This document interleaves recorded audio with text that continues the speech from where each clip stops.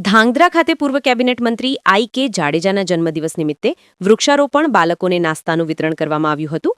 આ વિતરણ સાથે સૂરજ પાર્વતી ભોજનાલય ખાતે મીઠાઈયુક્ત ભોજનનું વિતરણ સહિત વિવિધ સેવાકીય કાર્યો કરી ધાંગધ્રા શહેર ભાજપ પરિવાર દ્વારા પોતાના લોકલાડીલા રાજકીય અગ્રણીનો જન્મદિવસ ઉજવ્યો હતો।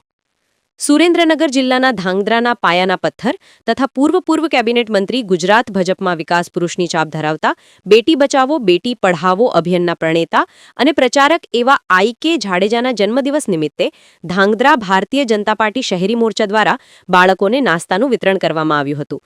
આ વિતરણ સાથે સૂરજ પાર્વતી ભોજનાલય ખાતે તમામ ભોજનમાં મીઠાઈનું વિતરણ કરવામાં આવ્યું હતું તથા વૃક્ષારોપણ સહિત વિવિધ સેવાકીય પ્રવૃત્તિઓ સાથે પૂર્વ કેબિનેટ મંત્રી આઈ.કે. જાડેજાના જન્મદિવસની ઉજવણી કરવામાં આવી હતી।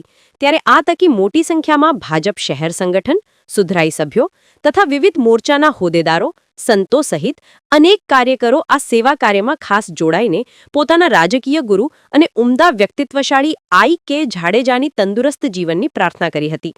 રિપોર્ટ હિતેશ રાજપરા ધાંગધ્રા। વિકાસ પુરુષ બેટી બચાવો બેટી પઢાઓના પ્રણેતા અને કુશળ સંગઠન કાર્યકર્તા જે જાણીતા છે એવા ધાંગધ્રાના લોકોના હૃદય સમાન માનનીય આઈ.કે. જાડેજા સાહેબનો આજે જન્મદિવસ હોય, જેમાં દેશના વડાપ્રધાન માનનીય શ્રી જેમને એક પેડ માં કે નામ અંતર્ગત આજે માનનીય આઈ.કે. જાડેજા સાહેબે તેમના જન્મદિવસની શરૂઆત એક પેડ માં કે નામ ઝાડ વાવીને આજ શરૂઆત કરી છે। ત્યારબાદ સ્કૂલમાં બાળકોને મીઠાઈ વિતરણ ચોકલેટ વિતરણ કરવામાં આવ્યું છે। ત્યારબાદ અમે સરકારી હોસ્પિટલે જવાના છીએ, જ્યાં ગરીબોને અને દર્દીઓને મીઠાઈ વિતરણ સાથે ફ્રૂટ વિતરણ।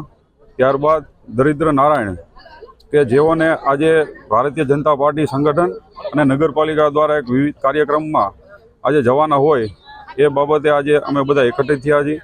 અમે સંગઠન અને નગરપાલિકા અને સમગ્ર ધાંગધ્રા વતી હું માનનીય આઈ.કે. જાડેજા સાહેબના જન્મદિવસની હાર્દિક શુભકામનાઓ પાઠવું છું અને વિવિધ કાર્યક્રમોમાં અમે ભાગ લઈ રહ્યા છીએ। આ વિવિધ કાર્યક્રમ અંતર્ગત આજે સાહેબનો જન્મદિવસ ઉજવવામાં આવી રહ્યો છે।